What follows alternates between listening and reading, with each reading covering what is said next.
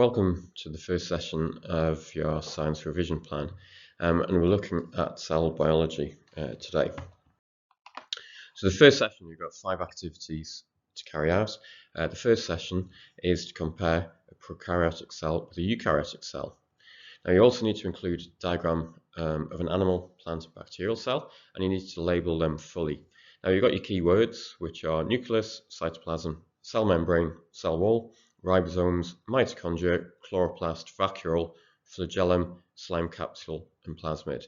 Now you'll find that you'll not need to use all those labels with all 3 types of cell, but you need to label each one fully and explain what each part does.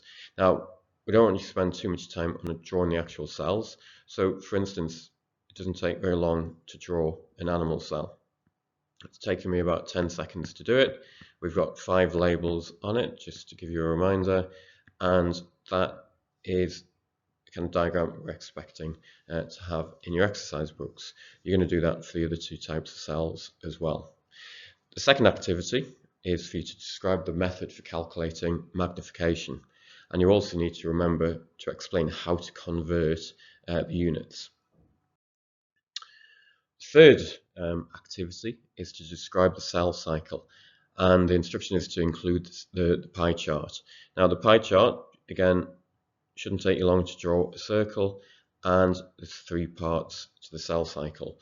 That's what we're looking for, but you need to label it and explain what is happening at each of the 3 stages. So the key words you need to include are organelles, mitosis, cytokinesis, chromosome, and DNA.